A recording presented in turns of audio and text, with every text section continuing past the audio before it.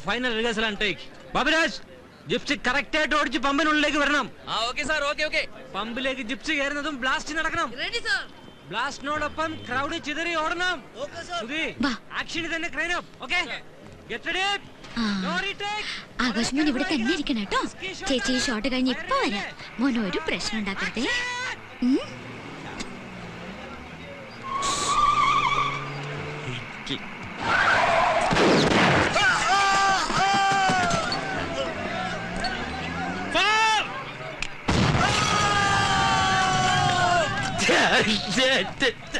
നമ്മൾ കറക്റ്റ് സമയത്ത് എത്തുന്ന ആൾക്കാരല്ലേട്ടാ. ശരി, ഞാൻ തിരിച്ചു വിളിക്കാം. 7 മണി കോൾ ഷീറ്റിൽ ഇപ്പോഴാണോ കയറി വരുന്നത്? അത് സാറേ, ഇവനെ ആശുപത്രിയിൽ ഡിസ്ചാർജ് പൊട്ടിക്കുന്നത് ഇവിടെയല്ലേ? അതിനു മുൻപ് ഇതാര് ഇവന്റെ തലയിലിട്ട് പൊട്ടിച്ചത്? അതൊരു വലിയ കഥയാണ്. കഥ എഴുതാൻ നീ ആര്? MTO ലോഹിദാസോ? ദേ, പിന്നൊരു കാര്യം പറഞ്ഞേക്കാം. ഇന്നലെ എന്റെ വീട്ടിൽ നടന്ന പൊട്ടിത്തെറി ഇവിടെ എങ്ങാനും കൊണ്ട് വിളമ്പിയാ? ഇല്ല സാറേ, ഒരിക്കലും ഇല്ല. നമ്മള് കുടുംബക്കാരാകുമ്പോ പല നമ്മള് കുടുംബക്കാരാ. ദൈവമേ, ഇതെവിടെ എത്തിയ എന്റെ ആറ്റുകാൽ ഭാസ്കര, അങ്ങനെ ഒരു ദൈവം ഇല്ല. ഇത്തരം സന്ദർഭങ്ങളിൽ ഇല്ലാത്ത ദൈവത്തെ വരെ വിളിച്ചു പോകും. നീ എന്തിനാ എന്നെ കെട്ടിയെടുത്ത്? ഞാനല്ല, ആ സുന്ദരേട്ടനാ. സുന്ദരേട്ടൻ ആ തെണ്ടിക്ക് ഇവിടുത്തെ 125 രൂപ ബാറ്റ് അവന് കാവലിരിക്കുന്നതിന് അവിടെ കൊടുക്കാൻ പറഞ്ഞല്ലേ? എവിടെയാണ്? ദാ പമ്പിന്റെ പുറകിൽ ഇരിപ്പുണ്ട്. സാരില്ല, ഇപ്പൊ ഞാൻ പറയണതൊക്കെ അനുസരിക്കുന്നുണ്ട്. കണ്ടില്ലേ മിണ്ടാതിരിക്കണത്? പാവം.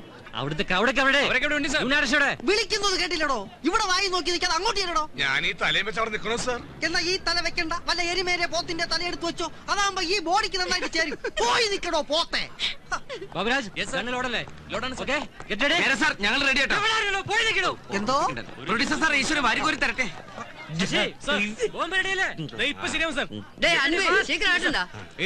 என்ன சேஷனா எல்லாம் ரெடி இல்ல? எல்லாம் ரெடியானா? 3 സ്ഥലത്തും പെട്രോൾ ബോംബ് വെച്ചിருக்கு. 2 ക്യാമറയാ. எல்லாம் கரெக்ட்டா வெச்சிருக்கு. சுவிட்ச் போட்டா போதும், வெடிச்சிடும் சார். டேய், என்னடா பண்ண போற? ஐயோ!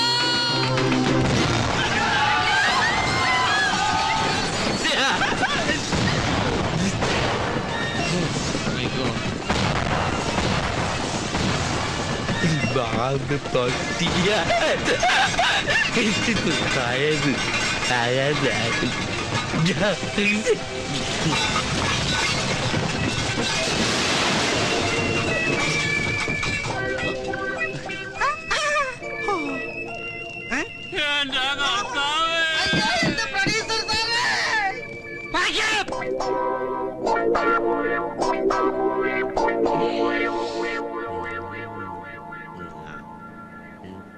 കഴുത്ത് വരെ പെരുമ്പാമ്പ് വിഴുങ്ങി അവന്റെ തലയില് ഹാന ചവിട്ടിന്ന് പറഞ്ഞ പോലെ. നീ നിന്റെ തലയാണ് ഉദ്ദേശിച്ചത്? അങ്ങനെ നന്നായിട്ട് ചിരിക്ക്. നിന്റെ ഒടുക്കത്തെ ചിരി കാണുമ്പോ എന്റെ പുന്നാരനിയ ഈ ചേട്ടന് കുളിര് പോരുക. മോനെ ആകാശ, നിന്റെ ഈ ചിരി ഞങ്ങൾക്കൊരു ആവേശമോ. പണിയും പോയി പട്ടിണി എടുക്കുമ്പോ നിന്റെ ഈ ചിരി പുഴുങ്ങി തിന്ന് ഞങ്ങക്ക് വയറ് നിറക്കാല്ലേ. മതം എല്ലാരും കൂടി ഒരു മിണ്ടാപ്രാണിയെ കളിയാക്കിയത്. നമ്മളെ പോലെ വകതിരിവുണ്ടായിരുന്നെങ്കിൽ ഇതെങ്ങനെയൊക്കെ ചെയ്യോ? നീ മിണ്ടരുത്. നിന്റെ വകതിരിവാണല്ലോ കട്ടത്. വീട്ടിൽ നിന്ന് സാധനത്തിൽ ലൊക്കേഷൻ കൊണ്ടൊന്നും പോരാ. ഞാൻ നോക്കിയിരുന്നതാ. ആ നേരത്തെ ഷോട്ടിന് വിളിച്ചതുകൊണ്ടാ. കുട്ടേട്ടനുണ്ടായിരുന്നല്ലോ, നോയിക്കൂടായിരുന്നോ?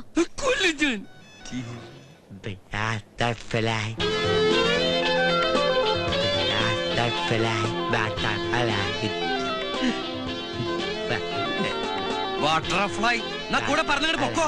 മര്യാദയ്ക്ക് ചുരുട്ടുകുട്ടി ചവിട്ടി പുറത്തെറിഞ്ഞ നിർത്തണുണ്ടോ? കൊറേ നേരായി. കരിപുരണ്ട ജീവിതങ്ങളൊക്കെ ഇങ്ങനെ ഇറങ്ങും.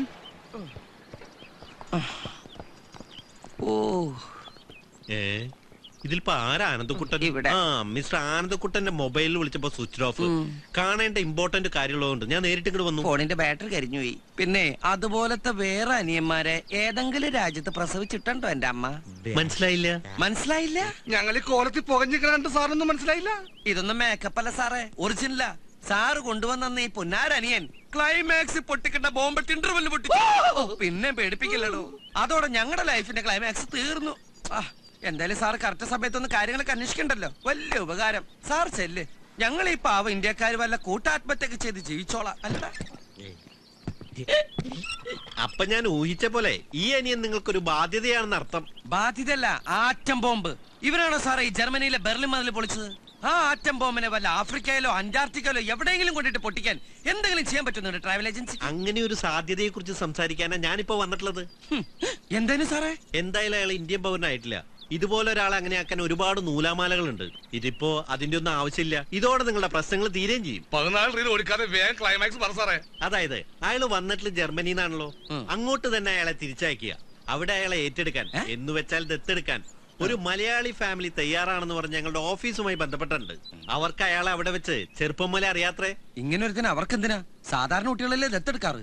അവര് ജർമ്മൻകാരല്ലേ, നമ്മൾ ഇന്ത്യക്കാർക്ക് ഇതൊന്നും അറിയില്ലല്ലോ. ഞങ്ങളുമായി ബന്ധപ്പെട്ട മിസ്റ്റർ സാമുൽ ഐസക് അവിടുത്തെ ഏറ്റവും വലിയ കോടീശ്വരനായ മലയാളിയാ. ലൈഫ് ലോങ് നിങ്ങളുടെ അനിയന്റെ കാര്യം അവിടെ സേഫ് ആയിരിക്കും. അക്കാര്യം ഞങ്ങളുടെ കമ്പനി ഗ്യാരണ്ടി തരാം. മിസ്റ്റർ ആനന്ദക്കുട്ട ആലോചിച്ച് മറുപടി പറഞ്ഞാൽ മതി. ഞാൻ വൈകിട്ട് വിളിക്കാം. അല്ല സാറേ, ഒന്നിന്നേ. സംഗതി ലൈഫ് ലോങ് അവന്റെ കാര്യം സേഫ് ആയിരിക്കും. പക്ഷെ ഈ ഏട്ടൻ എന്ന നിലയിൽ എന്റെ കാര്യം ഇവിടെ സേഫ് അല്ല.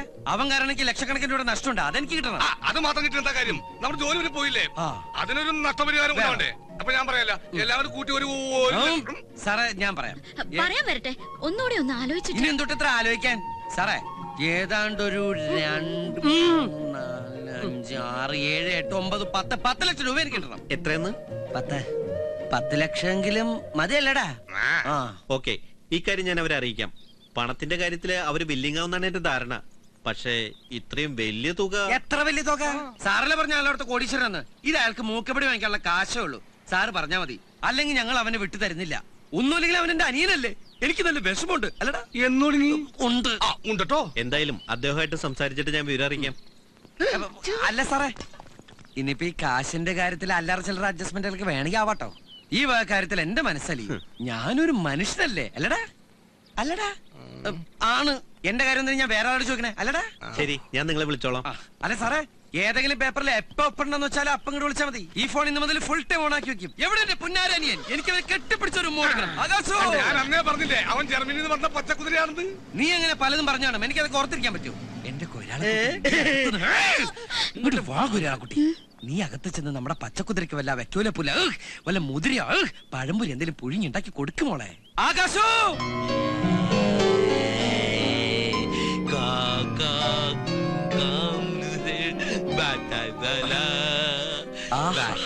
കേട്ടോടാ ഐശ്വര്യത്തിന്റെ സംഗീതം. ഈ ശുദ്ധ സംഗീതം ശ്രമിച്ച് ഈ ജർമ്മൻ സംഗീത സാഗരത്തിൽ തീർത്ത് നമുക്ക് അല്പസമയം വിശ്രമിക്കാം.